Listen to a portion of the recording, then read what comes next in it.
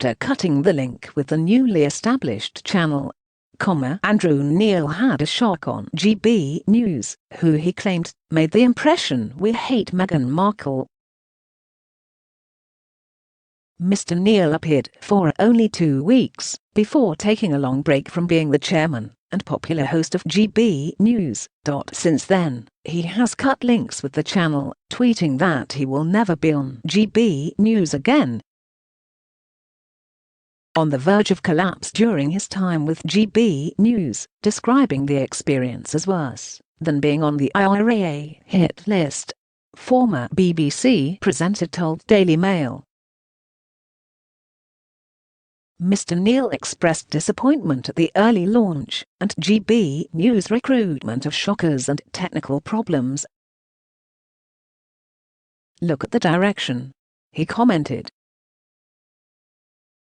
"They deliver these shocks in the morning and evening. This Mark Dolan and Patrick Christie's. You've got Dan Wootton."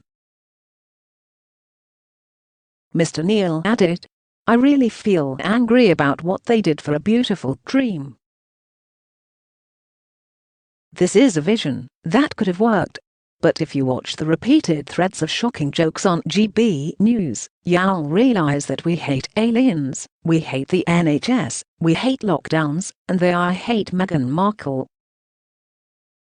The former president also claimed there were discussions in GB News about putting closed cameras in classrooms to monitor and show how left-wing teachers are. Mr. Neil warned this would land them in boiling water for breaking 5 different laws, including the filming of minors. GB News has since put up a top performance for Nigel Farage. It has been criticized for its low ratings, with some of its shows according to official audience figures attracting 0 viewers.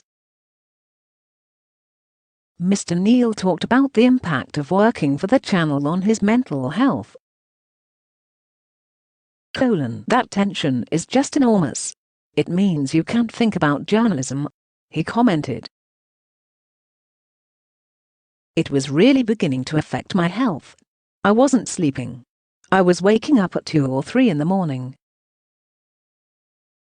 By the end of that first week, I knew I had to get out. You were just constantly wondering, will we make it through the hour?" Mr. Neil also argued GB News launched in June before it was fully ready, and regrets not being more vocal in opposing this. "When I look back, one thing I will say is that I wish I would have protested more openly about not debuting on June the 13th, he said.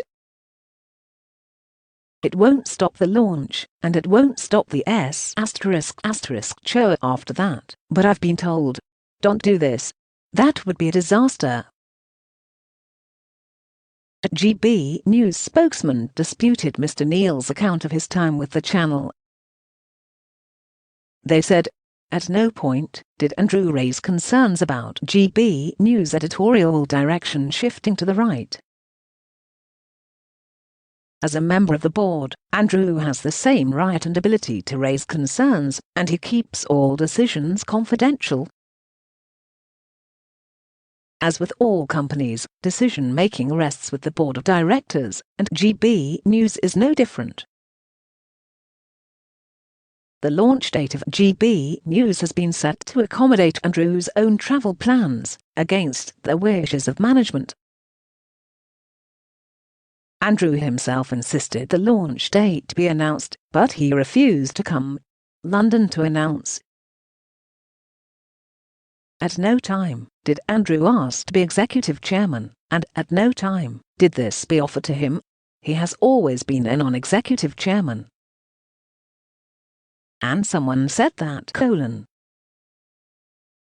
So Andrew, what was it about a right-leaning news channel stuffed full of opinionated shock jocks that made you think it was ever going to go down a decent direction of travel?